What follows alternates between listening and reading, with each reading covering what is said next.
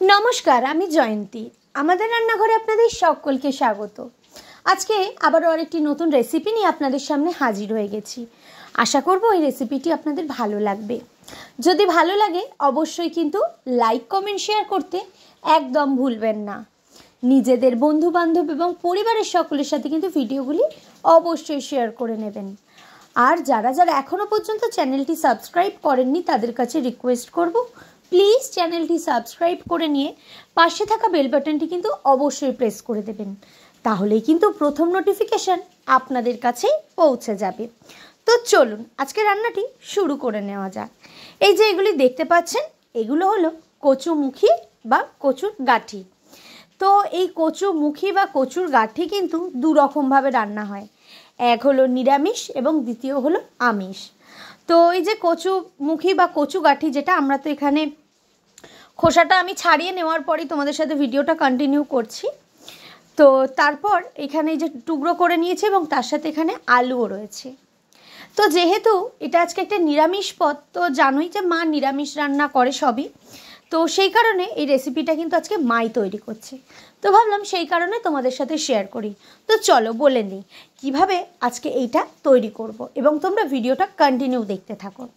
প্রথমে কচু গাঁঠি বা কচুমুখী যেগুলো হয় সেগুলোকে আমরা কেটে নিয়েছি এবং আলুও টুকরো করে কেটে নেওয়া হয়েছে।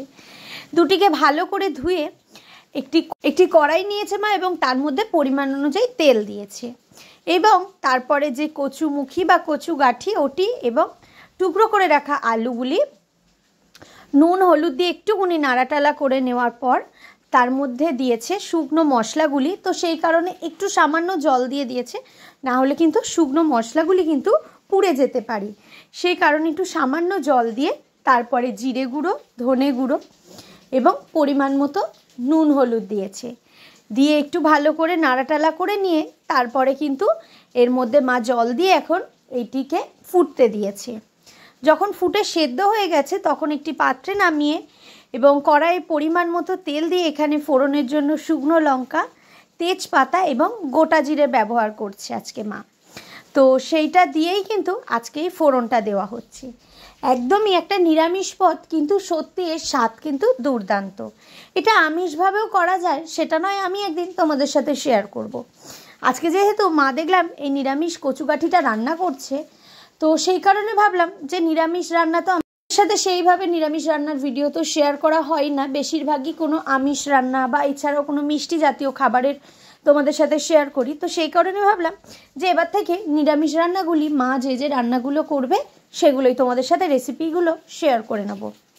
তো এরপর ফোড়ন হয়ে যাওয়ার পর তারপরে ফোড়নের মধ্যে দিয়ে দিল সেই যে কচু গাঁঠি এবং আলুটা সেদ্ধ করে যে ঝোল সমেত যেটা ছিল সেটি, এবং দিয়ে একটুখানি নাড়াটালা করে একটু ফুটিয়ে নেবে। তো যেহেতু প্রথম থেকেই সেদ্ধ, তো খুব বেশি দরকার নেই, জাস্ট ফোড়নের মতো যেরকম আমরা ডাল ফোড়ন দিই আর কি, ঠিক সেরকমই করে চটজলদি একটা রেসিপি কিন্তু তৈরি করে নিল মা। তো এখন একটি পাত্রে আমি কিন্তু এটা সার্ভ করেছি। কেমন লাগলো রেসিপিটা অবশ্যই কিন্তু কমেন্টস করবেন। আজকের ভিডিওটা এইটুকুই, দেখা হবে আবারও আপনাদের সাথে নতুন কোনো ভিডিওয়ে। ততক্ষণের জন্য সবাই ভালো থাকবেন, সুস্থ থাকবেন। আর যারা যারা এখনও পর্যন্ত চ্যানেলটি সাবস্ক্রাইব করেননি তাদের কাছে রিকোয়েস্ট করব প্লিজ চ্যানেলটি সাবস্ক্রাইব করে নিয়ে পাশে থাকা বেল বাটনটি অবশ্যই প্রেস করে দেবেন। সকলকে অসংখ্য ধন্যবাদ।